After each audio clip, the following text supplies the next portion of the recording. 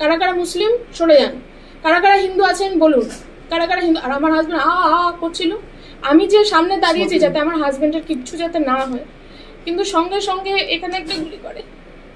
এখানে গুলি করাটা আমি দেখিনি, ও দুটো গুলি করেছে। আমি ভেবেছিলাম যা হোক আমার উপরে হোক, আমার হাজবেন্ড বাচ্চার যাতে কিছু না হয়, কিন্তু যখন দেখেছে আমি ওর সামনে গিয়ে দাঁড়িয়েছি, ওরা পুরোপুরি শুধু মেন্সদেরই ওরা টার্গেটটা করেছিল, ছেলেগুলোকেই মারবে। তারপরে সাইড হয়ে এখানটায় গুলি করে আর এইখানটা লাগে।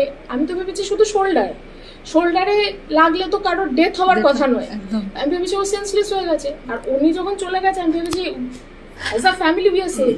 তখন দেখে আমার হাজব্যান্ড অলরেডি ডেড, মানে অলরেডি ওর মাথা পড়ে গেছে। তখন আমি ভেবেছি হয়তো সেন্সলেস আছে, ওকে ওঠানো যাবে, ওকে জল খাওয়ানো, বুকে প্রেস করা, তারপরে মাউথ টু মাউথ যেগুলো যতটুকু আমার সেন্স আছে ওগুলো করেছি। There was no response. ওখানে কোনো পুলিশ সিকিউরিটি কেউ ছিল না। আমার পরে আরেকজন ছিল, কি বলে এটাকে, লোকটাকে জিজ্ঞেস করছে বয়স্ক, আঙ্কেল জি আপ হিন্দু হো ইয়া মুসলিম হো? ও আঙ্কেল জি বলিয়ে। তো সবাই বলছে চুপ করে থাকুন, কেউ কিছু বলবেন না, কেউ কিছু বলবেন না। ওনাকে এখানে মারলো শেষ।